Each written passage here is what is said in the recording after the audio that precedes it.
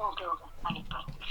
चलो, तो class 10th NIOS की SST में these are the chapters and these are the name of the chapter। पहला है प्रस्तावना, जो हम प्रस्तावना सीखेंगे, ठीक है। SST का ये PDF है, तो पहला चैप्टर नहीं बोलेंगे हम, स्टार्टिंग में इंट्रोडक्शन है, ठीक है। फिर आता है सामाजिक विज्ञान का, तो पहले पे पहुंचेंगे अगर हम, दिस इज, यहाँ से कर लेते हैं हम इसको। हाँ, तो प्रस्तावना अगर हम देखें, एक विषय के रूप में सामाजिक विज्ञान का अपना महत्व है, क्योंकि सामाजिक विज्ञान क्या होता है बेटा, समाज के बारे में जानना, है ना, समाज के बारे में समझना, ये होता है सामाजिक विज्ञान। तो प्रस्तावना में अगर बात करें सामाजिक विज्ञान की, तो ये आत्मबोध, विवेकशील सोच और रचनात्मक सोच, ये सारी चीजें वही अपना जो हमारा है उन चीजों को दिखाता है। समाज शास्त्र में हम क्या क्या पढ़ते हैं, ये इंपॉर्टेंट चीज है। What can important things, these are the important things, this, ठीक है। मैं एक व्हाइट बोर्ड ले लेती हूँ, ये रहा, ओके। सो अब बात आती है क्या बेटा, अब बात आती है कि हाँ, सामाजिक विज्ञान जो है उसके अंदर हम सोशल साइंस के अंदर, ठीक है, सोशल साइंस क्या है, इसका मतलब क्या है, हिंदी में बोले तो सामाजिक विज्ञान, हाँ, सामाजिक विज्ञान। तो बिल्कुल शुरुआत से पढ़ेंगे सामाजिक विज्ञान का अर्थ क्या है। हम सामाजिक विज्ञान का अर्थ समझते हैं जहां पर हम बात करते हैं, हम पढ़ते हैं अपनी ही बुक के अंदर, सामाजिक विज्ञान का उद्देश्य समाज के हर पहलू को समझना है, सामाजिक समस्याओं का हल ढूंढना है। ये विभिन्न विषयों से संबंधित, स्थापित और सक्षम बनाने में सहायता करता है। तो दो लाइनें हमें समझना होगा कि हर पहलू को समझना, समाज के हर सामाजिक समस्याओं का क्या करना बेटा, हल करना, ठीक है। तो वो क्या है, वो सामाजिक विज्ञान है। तो बेसिकली हम क्या पढ़ने वाले हैं यहाँ पर, हम पढ़ने वाले हैं समाज के बारे में, ठीक है। हम पढ़ेंगे यहाँ पर क्या बेटा, समाज के बारे में, ठीक है, वाह।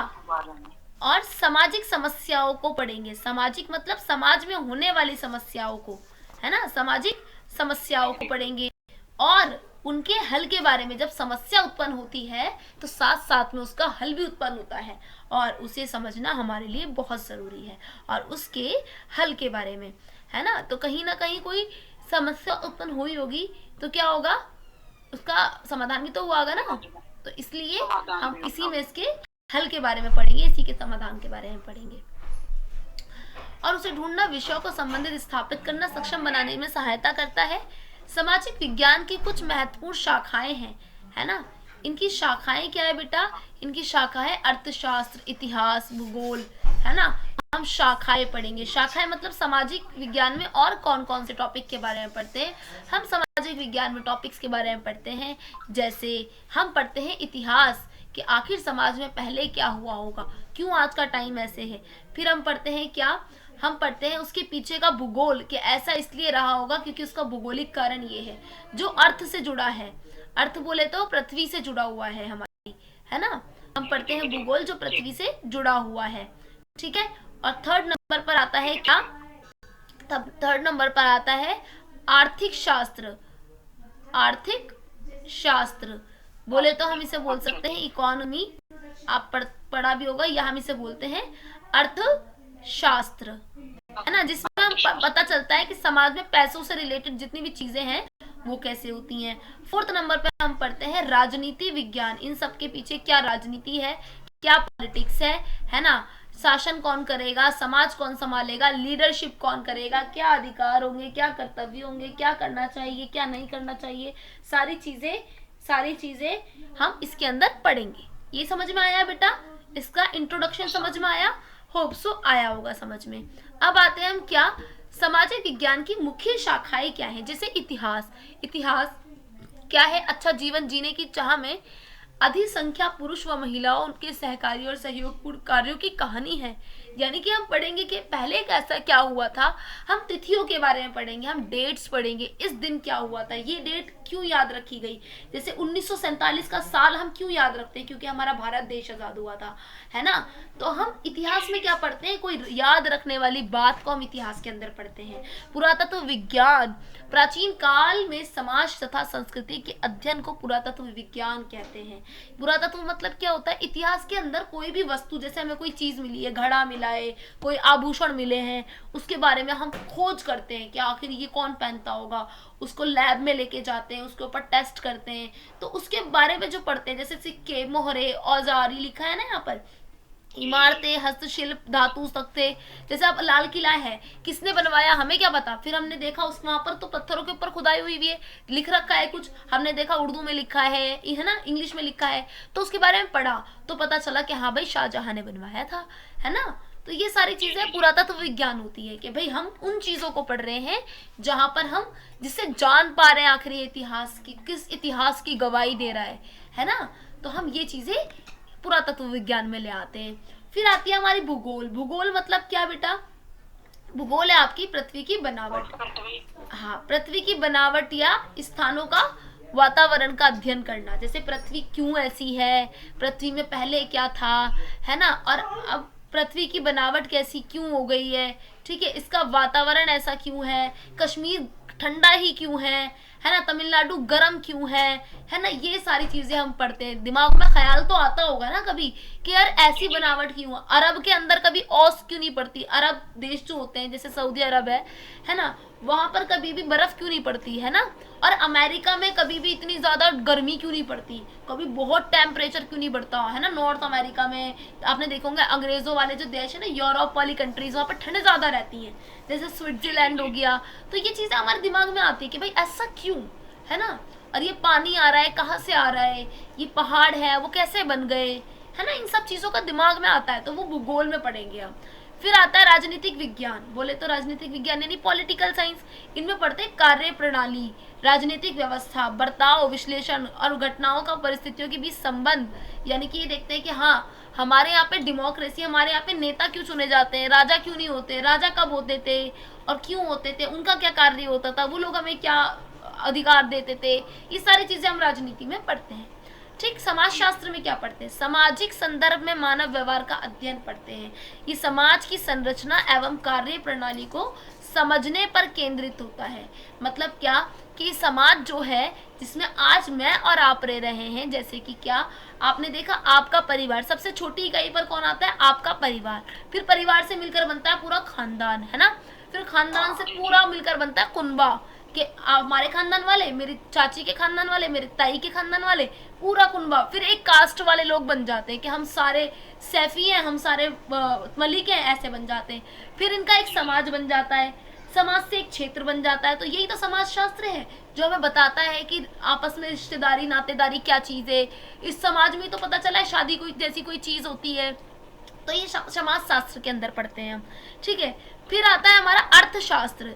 क्या होता है अर्थशास्त्र, तो मैंने आपको अर्थशास्त्र एक शाखा बताई थी, पैसों से रिलेटेड काम करती है। ये मनुष्यों द्वारा उत्पादन, उपभोग, संपत्ति चयन हेतु अपनाए जाने वाले तरीकों का वैज्ञानिक अंत है। मतलब क्या, उपलब्ध संसाधनों के बीच में संतुलन कैसे किया जाए, यानी कि क्या हम क्या उत्पादन कर रहे हैं, कैसे कर रहे हैं। यानी कि सीधा सीधा बोलूं तो पैसों से रिलेटेड सारे काम किसमें बताए जाते हैं, अर्थशास्त्र के अंदर बताए जाते हैं, ठीक है। आगे आते हैं हम इसके बाद। अब हम सीखेंगे थोड़ा सा क्या कि मानव विकास किस प्रकार से हुआ। अगर मैं हिस्ट्री की बात करूं, नोट्स आपको मिल जाएंगे, ठीक है बेटा। नोट्स प्रॉपर आपको डेली बेस पे मिलेंगे, जो भी मैं आपको पढ़ा रही हूँ नोट्स आपको उसकी मिल जाएंगी, ठीक ठीक है। तो मानव विकास, मानव लगभग 20 लाख वर्ष पूर्व प्रकट हुआ था। यह कपि से मिलते जुलते थे जो गुफाओं या पेड़ों पर रहते थे। यानी कि कम से कम अगर मैं मानव कौन है, हम लोग हैं। तो हम पहला पढ़ रहे हैं, नंबर 1 टॉपिक पे लिख लें कि हम मानव का विकास पढ़ रहे हैं। हम पढ़ रहे हैं, ये लिखना है आपको, ठीक है। 20 लाख साल पहले हम लोग इस धरती पर आए, मानव आए, और ये कपि से मिलते जुलते थे। कपि कौन, बंदरों से मिलते जुलते थे जो गुफाओं या पेड़ों पर रहते थे। लेखन कला की खोज बहुत ही महत्वपूर्ण खोज थी। प्राज्ञ ऐतिहासिक काल वह जिसका कोई लिखित प्रमाण नहीं मिलता।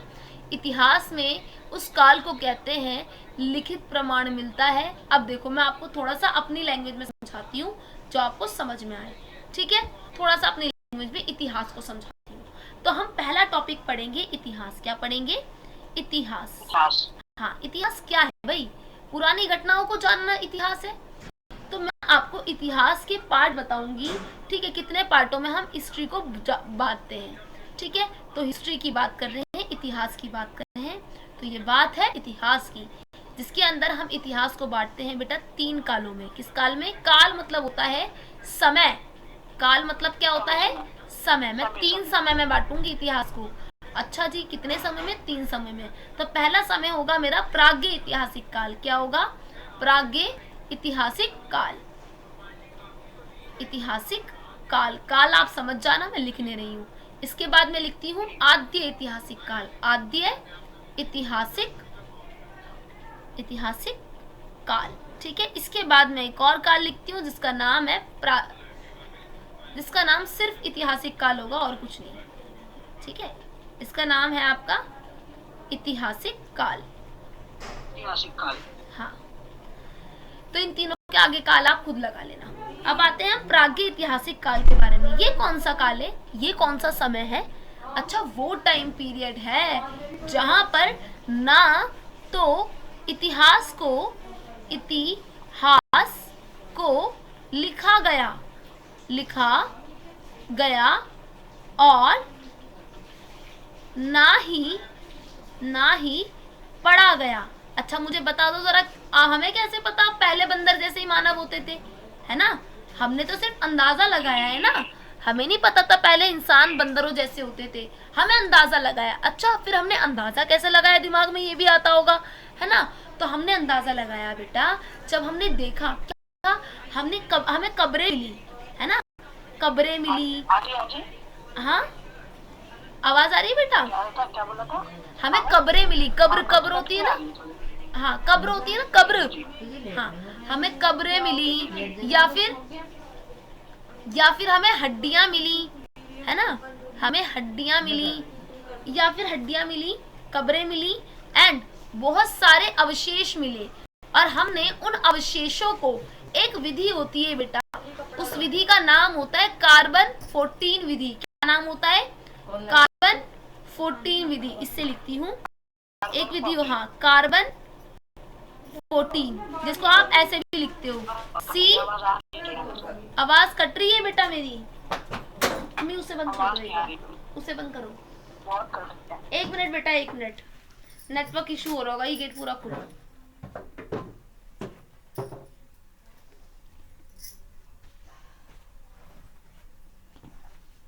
तो हमें पता चलता है हड्डियों अवशेषों से। उसको विधि होती है कार्बन विधि, कार्बन 14, जिससे पता लगाया जाता है कि ये वस्तु कितनी पुरानी है। और कैसे पता लगाया जाता है? उसमें कार्बन की मात्रा को जांचकर। कार्बन क्या? कार्बन गैस है, ठीक है। कार्बन क्या है? कार्बन गैस है यहाँ पर, ठीक है। उसको जांच कर कार्बन ज्यादा है तो वह नवीन है। नवीन मतलब नई है, जितनी ज्यादा होगी उतनी नई होगी, और जितनी कम मात्रा होगी उस वस्तु के अंदर कार्बन की, उतनी ही वो वस्तु क्या कहलाएगी भाई? वो बहुत पुरानी वस्तु है। तो इस आधार पर हमने इस एज का, प्राज्ञ ऐतिहासिक एज का अंदाजा लगाया था, ठीक है। प्राज्ञ ऐतिहासिक काल का हमने अंदाजा लगाया था कि हाँ, ये काल वो काल है जो ना तो बेटा लिखा गया और ना ही बेटा वो पढ़ा गया। समझ गए आप? अब आता है हमारे पास दूसरा काल, जिसे कहते हैं हम आद्य ऐतिहासिक काल। जो समय या वो इतिहास जो लिखा तो गया, ठीक है, लिखा तो गया पर कभी पढ़ा नहीं गया, पर कभी पढ़ा नहीं गया, ठीक है। और भाई हम तो अपनी इंडिया के बारे में ही बात करेंगे, इंडिया का इतिहास पढ़ेंगे, है ना। पढ़ा नहीं गया, आपकी सिलेबस में इंडिया का इतिहास है, ठीक है। इसमें आंसर देती हूं मैं। जैसे प्राज्ञ ऐतिहासिक काल में मैंने आपको उदाहरण दिया, उदाहरण है प्राज्ञ ऐतिहासिक काल का एग्जाम्पल पाषाण काल। ऐसा काल जो ना तो हमने पढ़ा और ना ही लिखा। और अगर मैं आपको जो पढ़ा लिखा गया है पर आज तक पढ़ा नहीं गया, उसका उदाहरण है एग्जाम्पल हड़प्पा सभ्यता। सुना तो होगा नाम थोड़ा सा, है ना? हाँ, नाम सुना है थोड़ा। नाम सुना होगा पर अभी तक कोई बात नहीं पढ़ा, तो मैं इसे पढ़ाऊंगी। तीसरा नंबर आता है बेटा हमारा इतिहास का तीसरी टर्म जानने के लिए। ये तीसरी टर्म है हमारी बोले तो ऐतिहासिक काल। ठीक है, तीसरी टर्म क्या है हमारी? ऐतिहासिक काल। ऐतिहासिक काल जो लिखा भी गया और लिखा भी गया और पढ़ा भी गया, समझे? जो लिखा भी गया और पढ़ा भी गया। उदाहरण के लिए भारत का इतिहास, भारत का इतिहास जो आपकी किताब में बड़े बड़े शब्दों में लिखा हुआ है, जिसके बारे में हम, जैसे प्राचीन भारत का इतिहास हो गया, है ना, मध्यकालीन भारत का इतिहास हो गया और आधुनिक भारत का इतिहास हो गया तीसरे नंबर पर, आधुनिक। ठीक है, डन। अब हम इसी को एलॉबरेशन करके पढ़ेंगे। जैसे पाषाण काल में इसमें लिखा हुआ है क्या? पाषाण काल पाषाण काल में आपको 3 पाषाण काल बताया ना मैंने, इसमें प्रागैतिहासिक काल का आपको उदाहरण पाषाण काल। तो पाषाण काल जो है ना बेटा, वापस ऊपर चलते हैं, पाषाण काल आपका 3 भागों में है। पूरा पाषाण काल, मध्य पाषाण काल और नव पाषाण काल। ये इंपॉर्टेंट है, आप लिखें इसको। ठीक है, मैं लिख रहा हूँ। हाँ, हाथों हाथ पूरा पाषाण काल बेटा। ठीक है, पूरा पाषाण काल 5 लाख से 1 लाख पुराना है। भोजन संग्रह करना सीखा इसमें मानव ने। मानव कौन? हम लोग।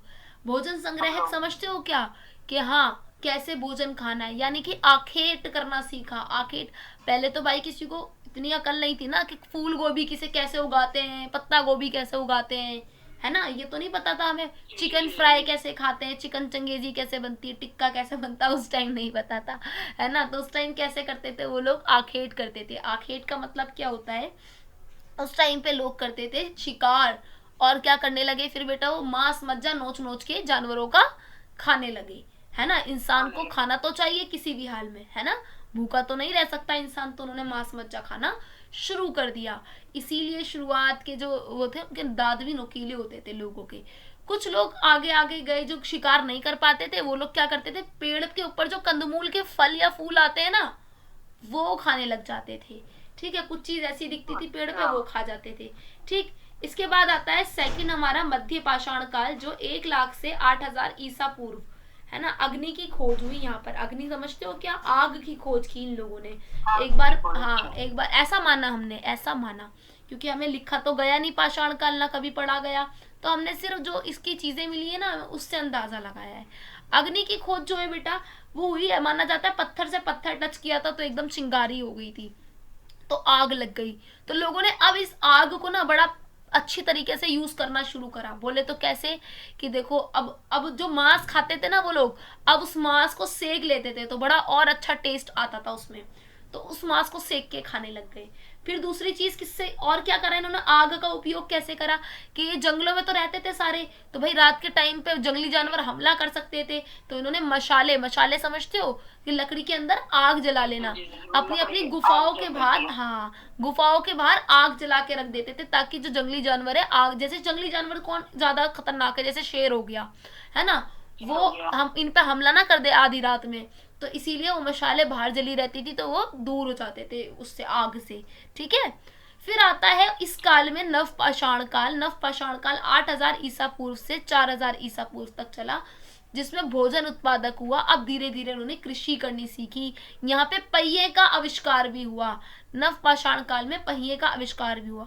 अब मुझे एक इंपॉर्टेंट बात बतानी है, आप यहाँ देख रहे हो 5 लाख से 1 लाख आया, 10,000 से 8,000 आया, 8,000 से अब 4,000 आ गया, संख्या घट रही है ना।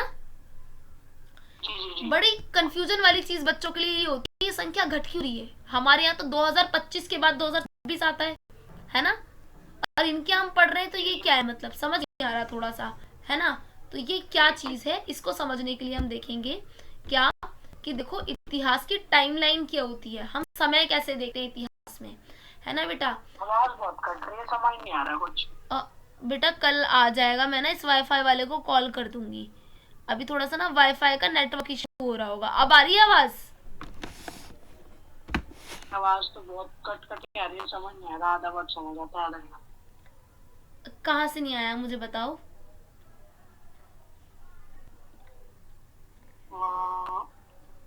लास्ट वाला नव पाषाण काल थोड़ा सा। चलो मैं समझा देती हूँ। नव पाषाण काल, नव पाषाण, वैसे मैंने ज्यादा कुछ बोला नहीं था इसमें। नव पाषाण में, नव पाषाण काल जो है ना बेटा, यहाँ पर लोगों ने अब भोजन बनाना सीख लिया था। समझ गए? भोजन बनाना सीख लिया था। बनाना मतलब समझते हो क्या? यानी कि इन्होंने खेती करनी सीख ली थी, इसलिए मैं लिख लिख के समझा रही हूँ। और यहाँ पे पहिया बना, लोगों ने पहिए का आविष्कार किया, पहिया बनाना सीखा। तो मैं आपको समझा रही थी काल मतलब समय कैसे विभाजित होता है। अच्छा, आपने एक चीज समझी होगी काल के अंदर, एक चीज समझी होगी कि ना, एक तो बीसी होता है ना, एक एडी होता है, किसी भी डेट के आगे लिखा होता है। बीसी को बोलते हैं हम हिंदी में ईसा पूर्व, और एडी को बोलते हैं हम इसमें ईसवी। बस पढ़ो, पहले पढ़ने पे फोकस करो। जो ईसा पूर्व है, चलो इसे समझने के लिए एक टाइमलाइन लेते हैं। मानो ये एक टाइमलाइन है, यहाँ पे एक आदमी है जिसका नाम है ईसा, ठीक है, उसका जन्म हुआ है। और इसके बाद ये है 100 लिखा हुआ है, ये 200, ये 300, ये 400, ये 500, और इसके बाद ये लिखा हुआ है 1, और ये लिखा हुआ है 2, ये लिखा हुआ है 3, 4, और ये 5। अब समझ में आई थोड़ी सी है? तो बेटा जिसने, अब मैं आपको एक बात बताती हूँ, इस आदमी ने यहाँ जन्म लिया, इसके बाद की जो तिथि है उसे कहा गया ईसवी, और इंग्लिश में बोलो तो एनो डोमिनी, ठीक है। और इसके पहले जिसने भी जन्म लिया उसे कहा गया ईसा पूर्व, ठीक है, यानी कि बिफोर क्रिस्ट। और इसे लिख भी लेना अपनी कॉपी में, सारा ही लिख रहा हूँ फिलहाल। बिफोर, हाँ वेरी गुड, कॉमन एरा, ठीक है, बिफोर कॉमन एरा। तो ईसा मसीह जो थे, अब समझ में आया ईसा किसे बोल रही हूँ मैं? ईसा मसीह को कह रही हूँ। उनसे पहले की जितनी तिथियां हैं उसे ईसा पूर्व कहा जाता है, उनके बाद की जितनी तिथियां उसे ईसवी कहा जाता है, क्योंकि जो हम कैलेंडर अपनाते हैं वो है कैलेंडर ईसाइयों का कैलेंडर, है ना। उनके हिसाब से तो हम चलते हैं, ईसाइयों के हिसाब से, और ईसाइयों का कैलेंडर है। तो अब देखो, जैसे मान लो कि एक कोई ए व्यक्ति है, वो 500 ईसा पूर्व में जन्म लेता है, तो और उसने 100 साल जिया, तो मरेगा कब? 400 ईसा पूर्व में। तो ये लाइन तो ऐसे चलती है डेट की, है ना, और ये लाइन ऐसे चलती है डेट की। समझ में आ गई? तो हमेशा उल्टी चलेगी। अगर मैं आपसे कहूँ किसी ने 550 ईसा पूर्व में जन्म लिया है और वो कम से कम 50 साल जिया है, तो बताओ कि कब वो मरेगा? तो आपने बोला कि 400 ईसा पूर्व में, तभी तो 50 साल हो जाएंगे पूरे उसके, है ना। तो इस तरीके से हम ये समझेंगे। थोड़ा कंफ्यूजन है पर समझ में आ जाएगा बार बार समझोगे तो। और हमें याद ये रखना है, पाषाण काल के अंदर छोटा छोटा के पूरा पाषाण काल में भोजन संग्रह, लोगों ने खाना खाना सीखा था, खाना मतलब आखेट करते थे लोग, शिकार पे जाते थे। मध्य पाषाण काल के अंदर लोगों ने आग की खोज की, ठीक है, आदि मानव ने। नव पाषाण के अंदर आदि मानव ने भोजन की खोज की, जैसे खेती करना सीखा। और पहिया भी लिख लेना इसके अंदर, पहिए की खोज की थी इसमें, ठीक है। इसके अलावा क्या, मानव विकास समझ में आया? जैसे हम ये सारी चीजें कहाँ पढ़ेंगे बेटा? हम हिस्ट्री के अंदर पढ़ेंगे ये सारी चीजें, ये इंट्रोडक्शन था, ठीक है। एंड हाँ, इसके अलावा शिकारी के रूप में युग भोजन संग्रह का प्रारंभिक चरण था, ठीक है। और देहात गांव का जीवन, कृषि का प्रारंभ, स्थायी जीवन के रूप में। लोग पहले स्थायी जीवन नहीं जीते थे, पहले लोग घुमंतु होते थे। घुमंतु समझते हो क्या? आपने अगर पढ़ा हो तो हमारे पुराने, अगर हम नबियों के बारे में भी पढ़ते हैं तो उसमें भी पता यही बता रहे होते हैं ना कि इतने साल यहाँ रहे, उतने साल वहां रहे, है ना। तो लोग ऐसे ही होते थे पहले। खाने की, कोई लोग खाने की उसमें खोज में निकलते थे, कई लोग अपने काम की खोज में निकलते थे, कई लोग कृषि की खोज में निकलते थे, खेती करने के लिए निकलते थे, अच्छी जमीन ढूंढने के लिए निकलते थे, कई किसी कारण से, कई किसी कारण से। तो आपने देखा होगा सफर करते थे लोग बहुत ज्यादा पहले। तो लोग घुमंतु होते थे, एक जगह नहीं रहते थे। और जब तक वो एक जगह नहीं रहे तो हमने देखा कि हाँ, तब तक कोई राजनीतिक system, administration system, political system हमें नहीं नजर आया, है ना। लोगों ने घूमते घूमते रुकना शुरू कर दिया, जैसे कोई किसी को कोई जगह भा गई, है ना, तो लोग वहीं रुक गए। और जब वो वहां रुके तो भाई उनको क्या लगा कि यहाँ पर अब हमें अपना जीवन यापन करना चाहिए, है ना। तो वहां पर क्या हुआ, धीरे धीरे कस्बे बन गए, धीरे धीरे सामाजिक व्यवस्था हो गई, है ना। कस्बों से जिले, जिले से नगर, नगर से शहर, ऐसे बन गए। यही हुआ है ना। ठीक ऐसे ही इसी को बोला गया है शहरी कस्बों की जिंदगी, भोजन उत्पादक, धातु खोज से शिल्प विशिष्टीकरण। और वही जो शहर या गांव में बढ़ गए ज्यादा, जहाँ पे कृषि करते थे लोग, खेती करते थे, वहां गांव बन गए। और जहाँ लोग ज्यादा उत्पादन करते थे किसी चीज का, है ना, वहां पे क्या बन गए, शहर बन गए। नगरीय जीवन, संस्कृति, सभ्यता का विकास हुआ। अलग चित्रकारी, संगीत, मूर्ति कला, वास्तुकला, लोगों ने इन कलाओं का विकास शुरू किया। तो हमें ये 3 क्वेश्चन करना है। मानव विकास के विभिन्न चरण किस प्रकार से थे, और आज के समाज की किन्हीं 5 समस्याओं को सूचीबद्ध कीजिए। पर उससे करने से पहले हम ये समझेंगे थोड़ी सी सामाजिक समस्याएं। ठीक है। ठीक है। हाँ, ये तो मैंने हिस्ट्री समझी थोड़ी सी, अब हम समझेंगे सामाजिक समस्याएं। 1 मिनट। हाँ, सामाजिक विज्ञान के तथा आज के समाज की समस्याएं क्या है। हालांकि मानव ने मात्र शिकार करने से शुरू होकर अंतरिक्ष काल तक विकास कर लिया है। आज के टाइम पे इंसान कहाँ तक पहुंच गया बेटा, हमने पढ़ा ना, इंसान कहाँ से शुरू हुआ था, जब वो शिकार करता था, उसे पता ही नहीं था खाना क्या है ना, कैसे खाना है। और आज हम क्या कर रहे हैं, आज हम अंतरिक्ष तक पे अपना क्या कर रहे हैं बेटा, लॉन्च कर रहे हैं अपनी सैटेलाइट वगैरह। हाँ, तो ये चीजें हमारे लिए बहुत बड़ी है, परंतु फिर भी उसकी कई समस्याएं हैं, जिनमें कुछ है कि गरीबी, भुखमरी, है ना, आज के टाइम पे समस्या।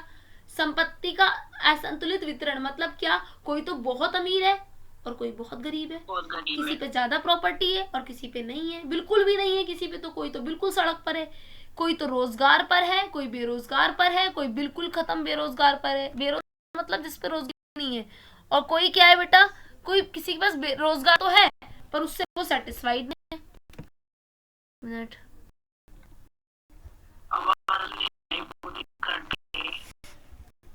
बेटा 1 मिनट ना, ये बंद करने के अपने को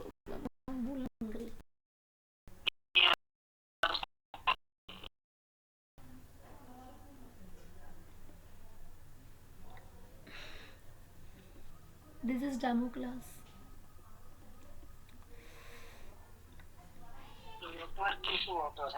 हाँ बेटा, बस आज की प्रॉब्लम है ये, कल से बिल्कुल भी नहीं होगा नेटवर्क इशू, बस आज की प्रॉब्लम है। आवाज आ रही है मेरी बेटा अब? आ रही है, कट कट के आ रही है, प्रॉपर तो आ रही है मेरी। कोई नहीं, अब नहीं होगी, बस कल से बिल्कुल भी नहीं होगी। मुझसे ना वायर कनेक्शन ठीक करा दूंगी। कोई नहीं, कल से। हाँ, कोई नहीं, कल से। कोई बात नहीं, थोड़ा सा बस रह गया ये, फिर उसके बाद हमें क्वेश्चन ही करने हैं, ठीक है। ओके, चलो, तो बेरोजगारी आप समझते हो क्या होती है ना, या किसी के पास रोजगार तो है पर वो ज्यादा कमा नहीं पाता, है ना। कर की चोरी, काला धन, समांतर अर्थव्यवस्था, है ना, सार्वजनिक जीवन में भ्रष्टाचार, प्रदूषण तथा पर्यावरण का अपक्षय, ये सारी चीजें हम देखते हैं। लैंगिक भेदभाव, लड़का लड़की में भेदभाव होना, है ना। हिंसा में आतंकवादी, हिंसा करना, लोगों के साथ मार पिटाई हो रही है, आतंकवादी हो रही है, नक्सलवाद हो रहा है बहुत ज्यादा, है ना। राष्ट्रीय एकीकरण में क्षेत्रवाद हो रहा है कि भाई लोग चाहते हैं हमारा क्षेत्र अलग दे दो, लोग कहते हैं पंजाब हमें अलग कर दो, पंजाबी कहते हैं हमें अलग कर दो, है ना, क्षेत्रवादी तो हो गया ये। मिजोरम कहता है हमें अलग कर दो। जातिवाद हो गया कि कोई बड़ी जाति है, कोई छोटी जाति है। सांप्रदायिकता हो गई, हिंदू मुस्लिम के दंगे हो गए जैसे कि, है ना। अवरोध हो गया, अवरोध होता है कि अगर तुम्हारे पास इतनी शक्ति है और मुझे ऐसा लग रहा है कि यार इनके पास तो बहुत हथियार है, तो मैं तुम्हें मारने के लिए हथियार अपने पास पहले से पहले रखूंगी, समझ रहे हो। बहुत सारे अवरोध हो रहे हैं। तो ये चीजें क्या है बेटा, सामाजिक समस्या है। तो आप इन समस्याओं को समझते हो, तो आपने इस क्वेश्चन के अंदर इसे सॉल्व करना है, क्वेश्चन नंबर 2 में। तीसरा है सामाजिक विज्ञान की विभिन्न शाखाओं की व्याख्या कीजिए।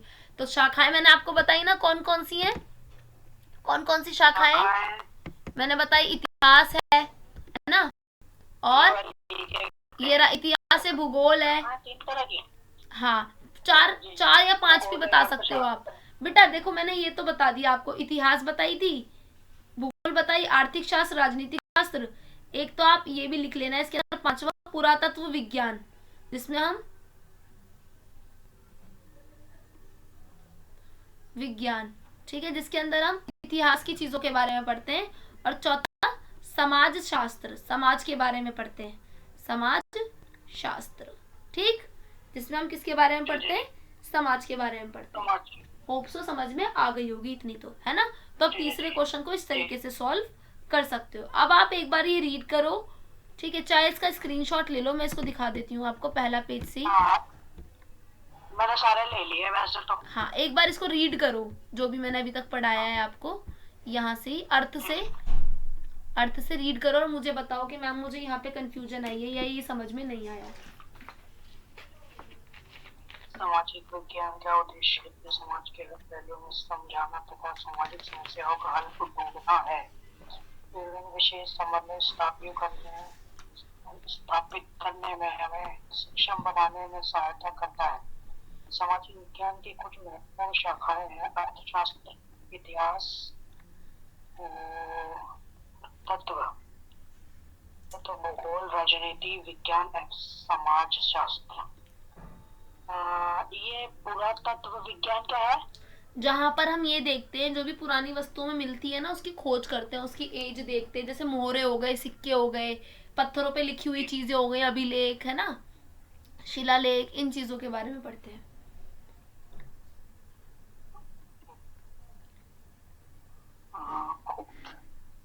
ठीक है जी जी जी। और समाज शास्त्र? समाज शास्त्र होता है समाज के बारे में पढ़ना, रिलेशंस पढ़ना, रिश्तेदारी, नातेदारी, परिवार और ये सारी चीजें, समुदाय, इन चीजों के बारे में पढ़ना, सामाजिक व्यवस्थाओं के बारे में पढ़ना।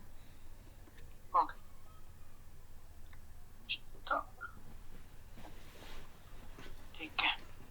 इतिहास। अच्छा, जीवन जीने के चाह में इंसान के पुरुष व महिलाओं के सहकारी और सहयोगपूर्ण कार्यों की कहानी को इतिहास कहते हैं।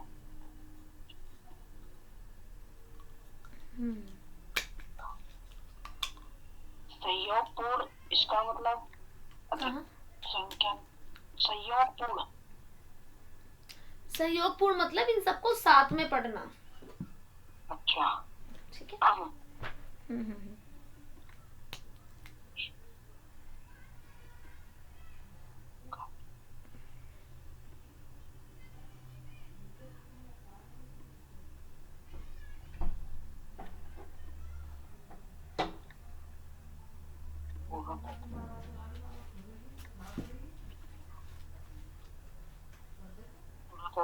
प्राचीन काल के